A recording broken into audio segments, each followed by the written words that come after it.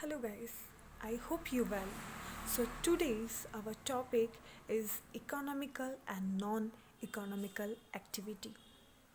Profession, features of profession, and employment, business risk with features. So what is the economical activity? In general way, economical activity is only for earning profit, right?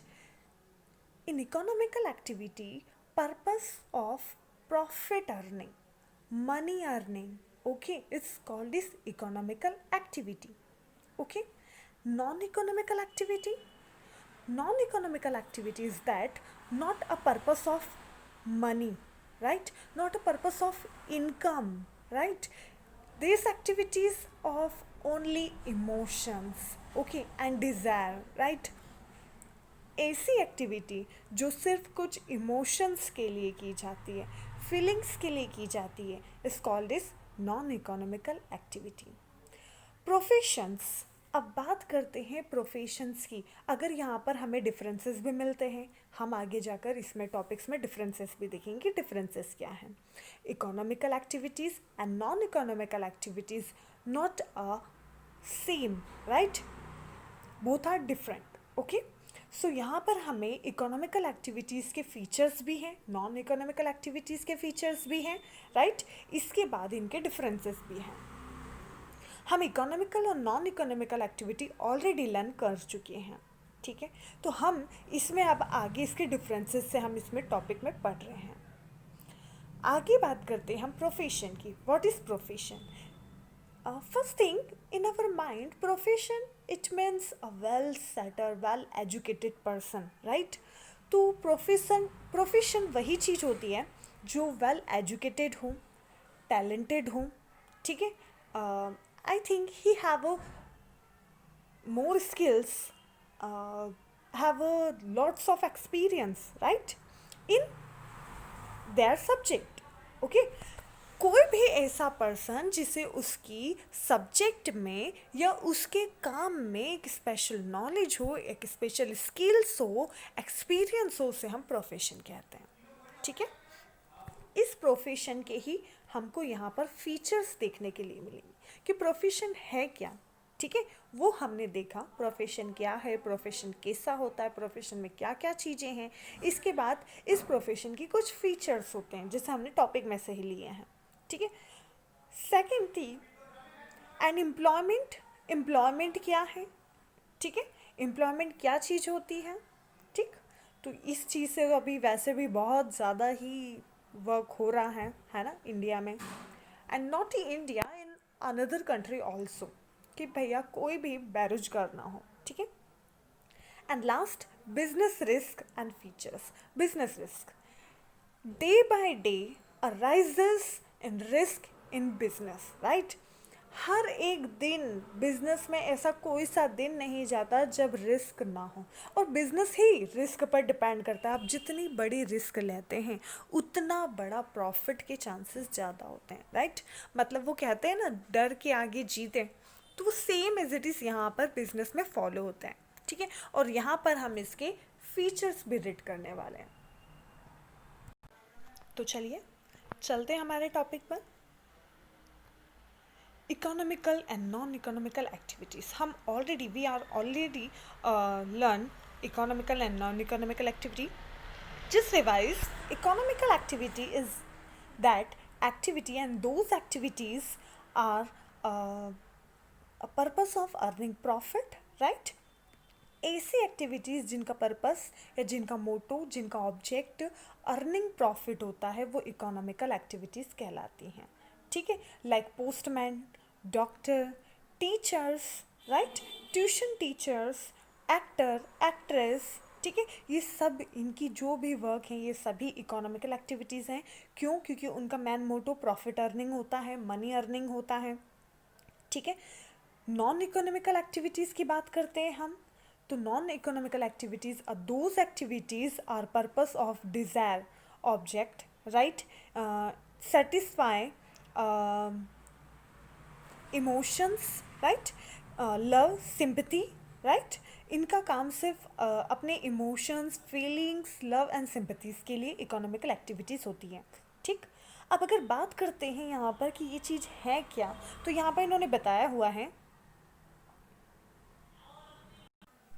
Okay, so non-economical activities, the activities that don't concern themselves with the money, ऐसी activity नहीं होती जिसका काम सिर्फ पैसा earning होता है, which money is not involved, which money is not involved but are done for pleasure और आउट ऑफ इमोशंस को, अपने डिज़ायर को, उनको कंप्लीट करने के लिए, फीलिंग्स के लिए की जाती हैं। ठीक है। I already told you non economical activities just example of mother. अगर मदर आपके लिए फूड कुक करती हैं, खाना बनाती हैं, आपके लिए ड्रेसेस प्रेस कर देती हैं, है ना, आपका वेट करती हैं, तो ये क्या वो आपसे पैसे लेने के लिए करती हैं? नहीं। अगर आपके ब्रदर सिस्टर आपको कोई क्वेश्चन सॉल्व कर देते हैं, आपको समझा देते हैं, आपके फ्रेंड्स आपकी हेल्प कर देते हैं, तो that is non economical activity, right. आगे बढ़ते हैं हमारे डिफरेंसेस की तौर पर जो नॉन इकोनॉमिकल और इकोनॉमिकल एक्टिविटीज़ में है। So first, economical activities carry out with the aim of money, making money. इसका काम सिर्फ क्या होता है? मनी अर्निंग करना होता है। ठीक है। मनी अर्निंग है तो मतलब और कोई काम नहीं है, सिर्फ उनका एक ऑब्जेक्ट होता है मनी अर्निंग, राइट। हम बात करते हैं non economical activities undertaken the satisfy one social and emotional needs. Social और इमोशनल मतलब एक तरीके से जो लव सिंपथीज़, या फिर हम बात करते हैं सोशल इमोशनल जो चीज़ें होती हैं कि भैया इन्हें खाना देना है ना, जो गरीब हैं या जो लोग ऐसे हैं जो अफोर्ड नहीं कर सकते हैं एजुकेशन, उनको वो चीज़ प्रोवाइड करना, वो नॉन इकोनॉमिकल एक्टिविटीज़ में आती हैं। And second point is result in the creation of income wealth. Economical activities में वो चीज़ हो गई कि उसका रिजल्ट क्या होता है? Income wealth, right. And non economical activities expectations of income और वेल्थ, मतलब कि यहाँ पर नो एक्सपेक्टेशंस, कोई भी पैसे की या कोई भी वेल्थ की किसी भी चीज़ की एक्सपेक्टेशन नहीं होती। मतलब वो होता है ना कि जितना श्रद्धा भक्ति से आप कर सकते हैं कीजिए, ठीक है, वरना जय राम जी की, राइट। तो यहाँ पर ये वो चीज़ ज़रूर होती है कि आप जितना अपने शक्ति से, जितना श्रद्धा भक्ति से आप कर सकते हैं कीजिए। यहाँ पर कोई पैसे का, किसी चीज़ की कोई एक्सपेक्टेशन नहीं होती है। नेक्स्ट हम थर्ड पॉइंट बात करते हैं, result in the production and distribution of goods. यहाँ पर इकोनॉमिकल एक्टिविटीज़ हैं, इसलिए यहाँ पर क्या होता है? As a result form production होता है। किस चीज़ का प्रोडक्शन होता है? गुड्स एंड सर्विसेज का। तभी आप बिजनेस कर सकते हो, तभी आप कोई भी वर्क कर सकते हो और वो इकोनॉमिकल एक्टिविटीज़ में ले सकते हो, राइट। अगर हम बात करते हैं नॉन इकोनॉमिकल में, अंडरटेकन द फिजियोलॉजिकल सेटिस्फिकेशन, मतलब हम हमारे डिज़ायर को, या फिर हम बात करें कि हमारे इमोशंस को कंप्लीट करना है, फुलफ़िल करना है, हमारी फीलिंग्स को सेटिस्फाई करना है, तो वो यहाँ पर नॉन इकोनॉमिकल एक्टिविटीज़ में होता है।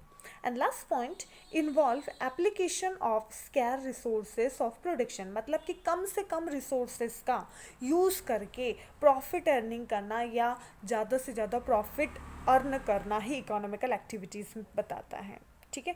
And non economical activities often are guided by emotional and sentimental factors. अब पता है कि कुछ लोग कुछ ज़्यादा ही सेंटी होते हैं, है ना, या अगर बात की जाए कि इमोशंस की गाइड के अकॉर्डिंग कि भैया चाहे कुछ भी हो जाए, फ्रेंड तो फ्रेंड है ना, उसने कुछ भी किया है तो उसकी हेल्प करना है या जो भी है ना।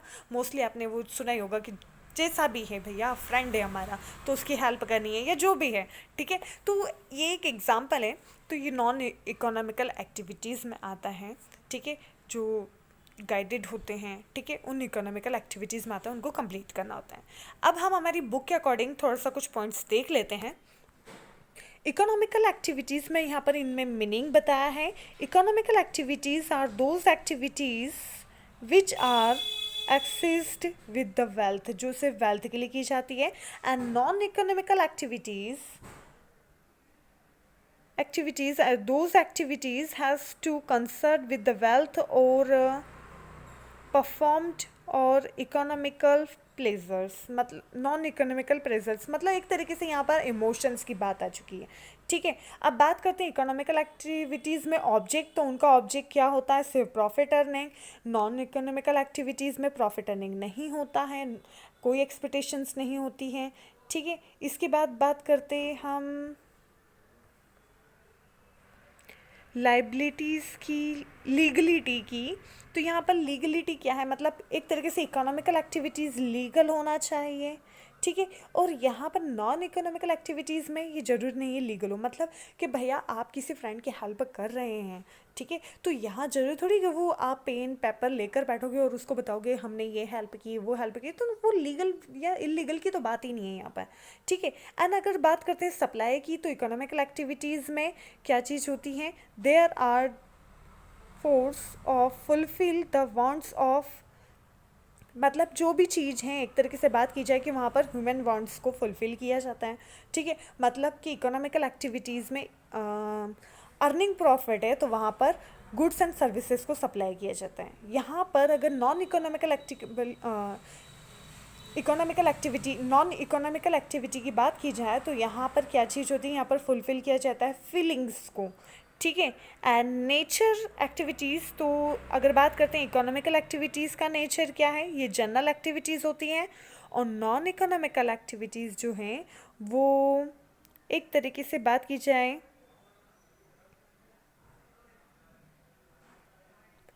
ये सभी पर्पस के लिए होती है, मतलब एक तरीके से फीलिंग्स के लिए होती हैं। सो अब हम आगे बढ़ते हैं हमारे नेक्स्ट उसकी तरफ, जो हमारा टॉपिक है profession. What is the profession, profession है क्या, राइट। अगर हम पहले इसे मीनिंग देखते हैं, what is a profession, profession is only have a special skills of knowledge in any subject, right. कोई सा भी सब्जेक्ट हो, कोई सा भी काम हो जिसमें एक स्पेशल स्किल्स और नॉलेज होना चाहिए, मतलब ऐसी चीज़ जिसमें आपको कोई भी ये नहीं कह सकता कि आपको ये नहीं आता है, you are a perfect that subject, right. अब बात करते हैं कि वो सब्जेक्ट कैसा हो सकता है, तो ये डेफिनेशन के थ्रू हम देखते हैं, profession is that economical activity, ये जो है वो एक इकोनॉमिकल एक्टिविटी है। कैसे है, क्योंकि यहाँ पर आपको प्रॉफिट या मनी इनकम होती है, मतलब मनी अर्निंग होती है, ठीक है। Which is require a special skill, जो क्या ज़रूरत मांगता है प्रोफेशन में, क्या चीज़ होना ज़्यादा ज़रूरी है, स्पेशल स्किल्स का होना, मतलब कि वो चीज़ आपको अनुभव, वो नॉलेज आपको उस सब्जेक्ट में होना चाहिए जो भी है आपका, ठीक है। नॉलेज टू बी अप्लाइड, अब वो क्या करना है, जो भी आपका प्रोफेशन, जो भी आपका काम है, उसमें वो आपका जो नॉलेज है उसको अप्लाई करना है, ठीक है। And individual in his work, जो भी उनका काम है इंडिविजुअली तौर पर, ठीक है। अब इसको हम हमारे एग्जाम्पल के थ्रू देखते हैं कि profession is a economical activity, ये लोग जो भी काम करते हैं बेटा, उसके बदले में उन्हें कुछ न कुछ इनकम होती है, ठीक है, तो वो कहलाता है प्रोफेशन, ठीक। मतलब कि जिस चीज़ को, ये एक ऐसी इकोनॉमिकल एक्टिविटी है जिसके कारण आप कुछ अर्निंग करते हैं, ठीक है। And which is require special skill, जिसमें उनको एक स्पेशल नॉलेज होता है, नॉलेज टू बी अप्लाइड। अब ये एक स्किल्स, नॉलेज जो भी है वो उसमें उसको अप्लाई करते हैं, ठीक है। सपोज वो, अगर हम बात करते हैं कि यहाँ पर एक प्लेयर है, तो वो प्लेयर को जितना भी उसको ट्रेनिंग मिली है, जितने उसको स्किल्स है, उस चीज़ का नॉलेज है, जितने टाइम से वो खेलता आ रहा है ना, जितने टाइम से वो प्लेयर रह चुका है, जितने टाइम से खेलता आ रहा है, तो उसको उसमें वो नॉलेज मिल गया है। अब वो नॉलेज अपने प्ले में, ठीक है, वो क्या करेगा, जब वो गेम्स में होगा, ठीक है, उसमें उस नॉलेज को, इस एक्सपीरियंस को क्या करेगा, अप्लाई करेगा, ठीक है। अब ये सभी जो चीज़ हैं, जैसे चाहे वो डॉक्टर हों, इंजीनियर हों, एडवोकेट हों, स्वीपर हों, पेंटर हों, या चीयर लीडर्स हों, स्काउट गाइड हों, ठीक है, प्लम्बर हों, ये सभी लोग, वेटर हों, डॉक्टर हों, है ना, नर्स हों, तो ये सभी क्या हैं, ये इकोनॉमिकल एक्टिविटीज़ में आते हैं, ठीक है। इसे हम प्रोफेशन कहते हैं, ठीक है। So profession is that economical activity which is require special skills. अब यहाँ पर ये चीज़ होती है बेटा कि ये जो प्रोफेशन है, प्रोफेशन ऐसा ही नहीं कहा जाता है, ठीक है। मतलब उसके लिए आपको सबसे पहले क्या करना होता है कि जब हम प्रोफेशन की बात करते हैं, जिसे हिंदी में पेशा कहा जाता है, ठीक है, तो यहाँ पर ये चीज़ होती है कि आपको उसके पहले एक आपका एक एग्ज़ाम्स होती हैं, फिर एग्ज़ाम्स में आप पास हो जाते हैं तो आपके लिए ट्रेनिंग होती है, जो 2-3 या मोस्टली 6 मंथ की, minimum two minimum 2 and maximum 6 and 1 year की ट्रेनिंग होती है, ठीक है। मोस्टली तो 6 मंथ में कंप्लीट हो जाती है, पर कुछ ऐसी ट्रेनिंग्स होती हैं तो वो 1 ईयर भी ले लेते हैं, है ना, कुछ कह नहीं सकते हैं। तो अपनी अपनी प्रोफेशन के अकॉर्डिंग होता है, ठीक है। तो यहाँ पर ये चीज़ होती है कि जितना ट्रेनिंग होती है, देन आफ्टर ट्रेनिंग उनको वहाँ पर पोस्टिंग की जाती है, ठीक है। तो वहाँ पर ये जो स्पेशल स्किल्स, जो ट्रेनिंग मिली है, उस स्किल्स के थ्रू जो एक्सपीरियंस मिला है वो आप अपने काम में अप्लाई करते हो, ठीक है। तो वो उसमें आप क्या हो जाते हो, जिसे हम कहते हैं मास्टर माइंड हो जाते हो, राइट। तो उसे कहा जाता है प्रोफेशन, जिससे आपको अर्निंग भी होती है, ठीक है। So profession is that economical activity which is require special skills और knowledge to be applied by an individual in his work. जो भी आपका काम है आप उसमें क्या करते हो, उसे अप्लाई करते हो, ठीक है। अब नेक्स्ट हम देखते हैं features of profession. Features of profession, it means the first, specialized knowledge in particular field. Specialized knowledge, it means training, bookish knowledge, practically knowledge, right? You applied in your work, right? कोई भी आपको जो भी knowledge मिला है, like 3 year bookish knowledge of degree, है ना, जो भी आपने पढ़ा है, समझा है, जो आपने प्रैक्टिकली सीखा है, फिर ट्रेनिंग में आपको जो सिखाया गया है ना, वो सभी नॉलेज आप अपने पर्टिकुलर फील्ड जो है, चाहे वो डॉक्टर हो, इंजीनियर हो, ठीक है। मीन्स जैसे मैंने आपको बताया कि first of all like doctor हैं, राइट, तो उन्हें पीएमटी की एग्ज़ाम देना होती है, ठीक। उसके बाद में उनकी एमबीबीएस हैं, अंदर जो भी है उन्होंने सिलेक्ट किया है, उसकी ट्रेनिंग या उनकी स्टडी कंप्लीट होती है ना। उसके बाद उनको किसी अदर डॉक्टर या एडवोकेट हैं अगर वो, या इंजीनियर हैं, तो उनके अंडर में उनको काम करना होता है, एक्सपीरियंस लेना होता है ना। उसके बाद जो भी एक्सपीरियंस लिया है, जो बुकिश नॉलेज है, उसको वो अपने काम में अप्लाइड करते हैं, ठीक है। तो इसे हम कहते हैं specialized knowledge in particular field. Next, practically training. Practically training, it means I just told you practical training in particular time, in a particular place, right, and particular subject, right. आपने जो भी आपका पर्टिकुलर सब्जेक्ट रहा है, जो particular time है, particular place है, वहाँ पर जो भी आपने एक्सपीरियंस लिया है, जो आपको ट्रेनिंग दी गई है, जो आपको सिखाया गया है, वो ही आप अप्लाई करते हो, है ना। ट्रेनिंग में सपोज़ आपको बॉक्सेस कैसे उसको डिज़ाइन करना है, कैसे शेपर में जो भी प्रोडक्शन होना है, ठीक है, वो सारी चीज़ जो सिखाई जाती है वो यहाँ पर इस ट्रेनिंग में आती है, जिसे मैंने आपको बताया कि ऑलमोस्ट 6 मंथ एंड 1 ईयर की हो सकती है, होती है, ठीक है। वो ट्रेनिंग यहाँ पर ली जाती है। हम बात करते हैं restricted entry. Restricted entry, it means if you decided any profession, right, so first of all you give any profession exam test, right. कोई भी एग्ज़ाम्स के लिए कोई भी प्रोफेशन आप सिलेक्ट करते हैं, चाहे वो डॉक्टर हो, इंजीनियर हो, एडवोकेट हो, टीचर हो, ठीक है, तो इसके लिए आपको एक एग्ज़ाम्स पास करना होती हैं, ठीक है। तो वो जो एग्ज़ाम आप क्लियर करते हैं, उसके बाद जो ट्रेनिंग्स होती हैं, ये सब रिस्ट्रिक्टेड एंट्रीज होती है, मतलब कि इनके बिना आप उस प्रोफेशन में इंटर नहीं कर सकते हैं, okay. And next is code and conduct. Code and conduct मतलब रूल्स एंड रेगुलेशंस, जो भी उनके रूल्स रेगुलेशंस होते हैं कि आपको 3 टर्म्स में इस एग्ज़ाम को निकालना है, अगर आप इस एग्ज़ाम को नहीं कंप्लीट कर सकते हैं तो आप इंटर नहीं हो पाएंगे। कुछ रूल्स रेगुलेशंस होते हैं कि इनको कंप्लीट करने के बाद फिर आपको सब्जेक्ट चूज़ करना है, ठीक है। सब्जेक्ट चूज़ करने के बाद आपकी ट्रेनिंग होगी, ट्रेनिंग होने के बाद मतलब कि आपकी पूरी ईयरली जो भी होता है ना, एजुकेशंस होगी, फिर उसके बाद आपकी ट्रेनिंग होगी, ट्रेनिंग के बाद में फिर आपको एक मतलब जिसको इंटर्न्स कहा जा सकता है, ठीक है। तो ये पूरी प्रोसेस आपको कंप्लीट करनी है, आपकी फ़ीस ये होगी, ठीक है। पहले ईयर वाइज होता था, अब 6 मंथ का पीरियड हो चुका है ना, तो जैसे एग्ज़ाम्स होती हैं, ठीक है, सेमेस्टर सिस्टम, तो ये जो चीज़ है वो सभी हमारे कॉन्डक्ट कोड एंड कंडक्ट में आते हैं। अब हम बात करते हैं professional association. Professional association it means a group of special skills persons, right. ऐसा ग्रुप, ऐसे लोग जिनका पूरा एक एसोसिएशंस बना हुआ है, मतलब उस सब्जेक्ट से रिलेटेड, राइट। जैसे डॉक्टरों का एक एसोसिएशन बना होता है, ठीक है, मतलब डॉक्टरों का एक ग्रुप बना हुआ होता है ना, जिसमें सभी डॉक्टर एक दूसरे को जानते हैं, है ना। या फिर हम बात करते हैं एडवोकेट्स का होता है, आपने देखा होगा या मूवीज़ में देखा होगा मोस्टली, ठीक है, कि जो एडवोकेट्स होते हैं उनका वो उनके पास जो भी केस आते हैं वो तो वो उसे कंप्लीट करते ही हैं, पर एक उनका अलग से एसोसिएशंस, मतलब पूरा एक जिसको हम संघ बोल दें, ग्रुप बोल दें, ऐसा बना होता है जिसमें उनके भी कुछ कोडेड कंडक्ट होते हैं, उनकी चीज़ें होती हैं कि आपस में वो सपोज़ कि अगर कुछ है कि कोई केस आया है ऐसा जिसमें उनको ग्रुप वाइज करना है, या फिर कि हम नहीं कर सकते हैं दूसरे को दे दें, तो वो चीज़ उसी ग्रुप में होती है, ठीक है। तो इस टाइप से एसोसिएशंस भी होते हैं, राइट, ये कंप्लीट होते हैं। So I think you understand this topic, and now next is employment. um, अगर बात करें हम कि एम्प्लॉयमेंट क्या है, तो इसमें हम दो चीज़ और देखेंगे, एम्प्लॉयर्स एंड एम्प्लॉय, राइट। तो यहाँ पर पहले हम देखते हैं एम्प्लॉयमेंट क्या है।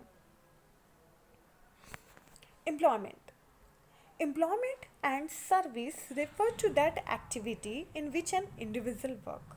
पहले जनरली देखते हैं कि एम्प्लॉयमेंट क्या है, ठीक है। एम्प्लॉयमेंट मीन जॉब, ठीक है। जॉब, ऐसी जॉब या कोई भी काम जिसे हम एम्प्लॉयमेंट कह सकते हैं, ठीक है। कोई सर्विस, कोई काम, है ना, जिसमें इकोनॉमिकल एक्टिविटीज़ होती हैं, राइट, जिसमें प्रॉफिट अर्निंग होता है ना। किस चीज़ के लिए कर रहे हैं? पैसे के लिए, राइट, कमाने के लिए, है ना। तो यहाँ पर जो चीज़ है वो उसे हम एम्प्लॉयमेंट, उसे हम जॉब कहते हैं, ठीक है। तो यहाँ पर जिस मोस्टली बहुत ज़्यादा है कि एक प्रॉब्लम्स बहुत ज़्यादा है, मोस्टली ऑलमोस्ट सभी कंट्रीज़ में है, बट इंडिया में बहुत ज़्यादा है एम्प्लॉयमेंट प्रॉब्लम, है ना। तो ये जो चीज़ है यहाँ पर अनएम्प्लॉयमेंट्स एंड ये सारी चीज़ें जो प्रॉब्लम्स हैं वो चीज़ यहाँ पर है। तो यहाँ पर पहले हम एम्प्लॉयमेंट्स देखते हैं। Employment and service refer to that activities.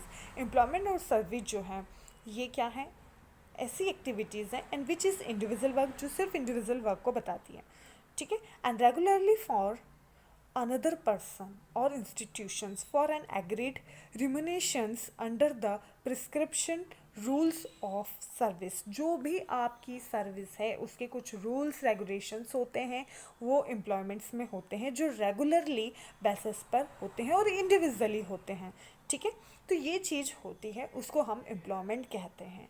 Next हम आगे बढ़ते हैं कि एम्प्लॉयमेंट में दो चीज़ होती है, मतलब कि इस चीज़ में दो चीज़ होती है, एक होता है एम्प्लॉयर्स और एक होता है एम्प्लॉय। अब एम्प्लॉयर्स कौन होते हैं और एम्प्लॉय कौन होता है, ठीक है। एम्प्लॉयर्स, द पर्सन और institution who employ are called employers, ठीक है। द पर्सन और इंस्टीट्यूशन, कोई भी पर्सन या कोई इंस्टीट्यूशन, ठीक है, मतलब एम्प्लॉयर्स वो जो एक तरीके से जिसको कहा जाए जो मालिक है, ठीक है, ठीक। द पर्सन और इंस्टीट्यूशन, कोई भी इंस्टीट्यूशन, ठीक है, जिसे हम बात करते हैं, कोई इंडस्ट्रीज़ है, कोई कंपनी है ना, वो कहलाएगा एम्प्लॉयर्स, राइट। द पर्सन और institution who employ are called employers, वो एम्प्लॉयर्स कहलाते हैं। अब बात करते हैं एम्प्लॉय की। The person who so employed is called employee. अब ऐसे जो वहाँ पर काम कर रहे हैं वो एम्प्लॉय कहलाते हैं, जो वहाँ पर काम कर रहे हैं, ठीक है। तो ये कहलाते हैं एम्प्लॉय, इसमें कंफ्यूज मत होइएगा, सो प्लीज़ ध्यान से सुनिएगा और समझिएगा, राइट। अब यहाँ पर हम बात करते हैं बिजनेस रिस्क की। बिजनेस रिस्क क्या होती है? बिजनेस में बहुत सारी रिस्क होती हैं।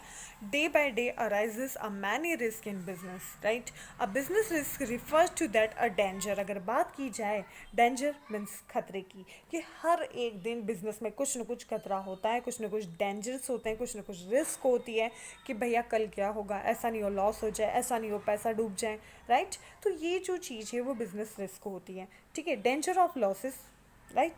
मतलब कि कुछ न कुछ लॉस होगा या कुछ लॉस ना हो जाए, पूरे टाइम बिजनेसमैन को बस यही एक टेंशन होता है। ठीक। A business risk refer to that a danger of losses, right, and which may arises due to certain unforeseeable, ऐसी रिस्क जो कोई भी, जिसे कुछ पता नहीं होता है कि कब क्या होना और कैसे होना है, right, unpredictable, unfavourable and even in future, event in future, ऐसी चीज़ जो फ्यूचर में कभी किसी ने सोची नहीं है ना, जो उनके फेवर में नहीं होती हैं, वो प्रिडिक्ट नहीं करते हैं, है ना। मतलब कोई भविष्यवाणी तो हो नहीं सकती कि भैया ये होना है, जस्ट लाइक ऑफ कोरोना, किसी को नहीं पता था कि ये हो जाएगा, किसी के फेवर में नहीं था, है ना। ये जो फ्यूचर में होने वाला था, अभी जो है इन प्रेजेंट, मतलब कि फ्यूचर में होने वाले से मतलब था कि जो हमें नहीं पता था, है ना, अब हो गया, तो पहले इसको किसी ने प्रेडिक्ट नहीं किया था, फेवरेबल नहीं था ये, है ना, किसी के फेवर में नहीं था, ठीक है। अनफोर्सेबल था, किसी ने इसके बारे में कुछ सोचा नहीं, समझा नहीं, सडनली सब कुछ हो गया, ठीक है। तो अगर देखा जाए तो बिजनेसमैन, प्रोफेशंस, पर्सन्स जो हैं, सभी को लॉस हुआ है इस चीज़ में, राइट। तो that is a business risk, right. अगर हम देखते हैं कि यहाँ पर बिजनेस रिस्क अगर सिंपली वे में देखा जाए तो ऐसी रिस्क जिसके बारे में आप सोच समझ नहीं सकते, जो नेचुरल भी हो सकती है, आर्टिफिशियल्स भी हो सकती है, मतलब किसी के द्वारा बनाई भी जा सकती है ना। तो बनाई जा सकती है से मतलब कि किसी ने आपके जो भी बिज़नेस है उसमें कुछ ऐसा लॉस हो गया है, आपका चोरी हो गई है, आग लग गई है, राइट। तो वो है artificial. And natural just like of virus, है ना, रैनिंग सीजन्स के कारण जो ज़्यादा रैनिंग सीजन्स हो जाती हैं, फ्लू हो जाता है, राइट। या फिर जिसको अगर हम बात करें कि अनफेवरेबल चीज़ें जो होती हैं नॉर्मली, वो सारी चीज़ें बिजनेस रिस्क में आती हैं। अब बात करते हैं फीचर्स ऑफ बिजनेस रिस्क की, that is the last topic. Okay, so features of business risk, features of business risk जैसा भी हमने देखा इन टॉपिक्स के अकॉर्डिंग, अनफेवरेबल, ये फीचर्स में आते हैं। बिजनेस रिस्क ऐसी रिस्क होती है जो अनफेवरेबल है, किसी के भी फेवर में नहीं होती है, चाहे वो कितना ही करोड़पति हो या कितना ही गरीब हो, ठीक है भैया, जो रिस्क है वो सभी के लिए सेम होगी, ठीक है, क्योंकि नेचुरल है। अब नेचुरल चीज़ें तो आपको पता ही है सबके लिए सेम होती है, किसी के लिए ज़्यादा कम नहीं होती हैं, राइट। नेक्स्ट, अनसर्टेन, मतलब जिसके बारे में हम कुछ नहीं सोच सकते हैं, सडनली हो जाने वाली चीज़ें, right. And due to competition, ठीक है, ड्यू टू कंपटीशन, मतलब कि यहाँ पर जो हमारा कंपटीशन क्या होता है, एक तरीके से कहा ही जाए कि सारी चीज़ें सिंपली तौर पर कि स्टील रह जाती है, धरी की धरी रह जाती हैं, है ना। मतलब एक सिंपल सा वर्ड है, धरी सी धरी रह जाती है, इससे मतलब है कि वैसे की वैसी रह गई हैं, हम कुछ कर नहीं सकते हैं, है ना। जस्ट जिससे अभी हम बात करते हैं कि कोरोना में कितनी प्रॉब्लम्स आई हैं, जो चीज़ें थी, जिन बिजनेसमैन्स ने जितना बैरो किया था, बहुत सारा गुड्स लिया था, या जिन लोगों ने लोन लिया था, या जो भी अगर बात की जाए कि बहुत सारा गुड्स लिया था वो उसको सेल आउट नहीं कर पाए, है ना। फैशन चेंज हो जाती है, अब कोरोना के कारण बहुत सारी चीज़ें चेंजेस हुई हैं, लॉस हुआ है, ठीक है। तो वो कंपटीशन भी वैसा का वैसे ही रह गया, गुड्स भी वैसा ही रह गया, उल्टा लॉस हो गया, ठीक है। तो ये सारी चीज़ें इसमें आती हैं। And profits is reward of businesses, अगर बिजनेस में रिस्क होती है तो लॉस भी होता है, मतलब एक रिस्क होती है, लॉस होता है, सेम है। इट मीन्स कि जितना बिजनेस में रिस्क की अगर हम बात करते हैं कि जितनी रिस्क होती है, जितना लॉस होता है, ठीक है, उस लॉस में अगर हमें प्रॉफिट होता है तो वो हमारे लिए रिवॉर्ड होता है। कि रिस्क तो हमें पता ही है कि कभी ना कभी होना है, रिस्क तो हमें पता ही है कि होना ही है ना। पर जब हमें प्रॉफिट होता है, अगर हम मैनेजिंग काम कर रहे हैं, हम प्रॉपर काम कर रहे हैं, ऑन टाइम काम कर रहे हैं, तो प्रॉफिट हमारे लिए एक रिवॉर्ड है, ठीक है। And last, risk different time to time, बिल्कुल every time risk is different, right. Raining season में सब दूर बारिश के कारण बाढ़ आ जाती है, ठीक है। और कुछ ऐसी एरियाज हाई हिल्स टाइप, है ना, तो वहाँ पर क्या होता है कि बहुत ज़्यादा बारिश होने लगती है, ठीक है, तो पूरा पैक हो जाता है। और अभी आप देखेंगे कि बहुत ज़्यादा, अभी लास्ट ईयर आपने देखा होगा कितनी ज़्यादा बारिश हुई थी, ठीक है, जो बहुत लॉन्ग टर्म चली थी, राइट। अभी अगर देखा जाए तो इसी टाइप से अभी ये कोरोना जो है, ठीक है, उसके कारण भी बहुत ज़्यादा लॉसेस हुआ है। तो टाइम टू टाइम अलग अलग रिस्क होती है जिसको आप कभी कुछ पता ही नहीं कर सकते हो कब क्या हो जाएगा, ठीक है. So I think you understand this topic. I hope you like it. So please like, share, and comment, and mostly subscribe this channel. Thank you so much.